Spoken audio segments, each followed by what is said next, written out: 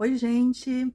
Eu tava pensando sobre como que é difícil para mim gravar mais vídeos e eu levo horas, dias para editar e para ficar de um jeito que corresponda àquilo que eu quero dizer, expressar, sabe, com responsabilidade.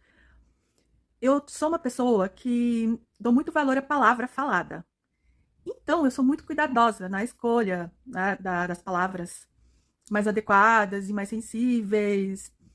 E também, eu sou uma pessoa que tenho FOMO, sabe? Fear of Missing Out. Mas é em relação a pesquisas. Não só pesquisas acadêmicas, mas ideias, pontos de vista, que de repente né, eu não escutei e que são importantes para acrescentar para aquilo que eu afirmo.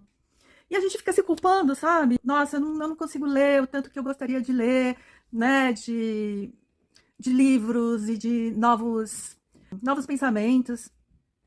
E aí, eu tô aqui, né? De repente aparece no feed de uma rede social o vídeo da psicanalista Maria Homem falando sobre sofrimentos psicológicos de adolescentes no Brasil e depois no Japão. E traz algumas ideias importantes assim, sobre o alto nível de pressão, os ideais de exigência, mas baseada no conceito de recalque psicanalítico, recalque das pulsões. É muito tentador esse discurso de que os japoneses são frios, que os japoneses são recalcados, que precisam se soltar mais, é, que lá se fala muito pouco. Mas a gente, como psicólogas, que não crescemos na sociedade, na cultura, na sociedade japonesa e em outras, né, não ocidentais, né, a gente precisa dialogar também com a intelectualidade nativa, sabe? Teve um vídeo que eu fiz um tempo atrás sobre clínica racializada asiática, em que eu conto que tem uma antropóloga japonesa chamada Takia Sugiyama Libra, que eu li na época do mestrado, e que ela faz uma interessante crítica, né, da aplicação de conceitos psicanalíticos.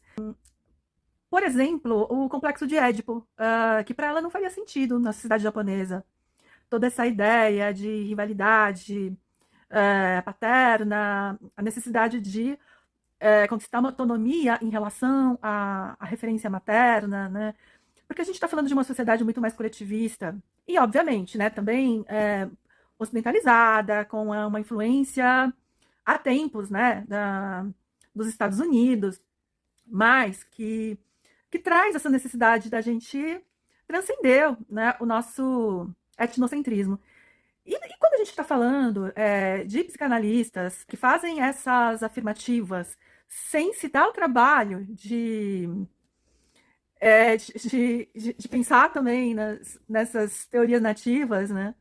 A gente não é nenhuma questão só de etnocentrismo, é um brancocentrismo. Eu mesma fiquei pensando, mas por que eu gastei esse tempo, né, de ver, ouvir o que essa psicanalista tinha a dizer, sendo que há um tempo atrás, né, e recentemente, aliás, ela fez um discurso para um público significativo, fazendo uma ode à mestiçagem brasileira, falando sobre a sociedade brasileira e as diferenças a partir dessa ótica, assim, super mito da democracia racial, né? E aí me digam, assim, o que acontece com o nosso inconsciente que a gente ajuda a sustentar também esses lugares de privilégio. Eu sei que, da minha parte, a minha questão é conquistar um direito muito básico, que é o de me expor e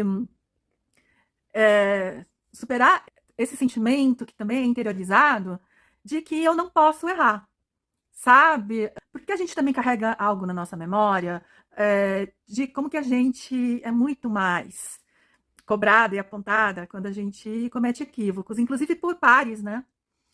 E como que eu tenho o direito de errar? Aliás, é a partir disso que a gente aprende, que a gente desenvolve e que a gente consegue estar cada vez mais nesse lugar de quem fala.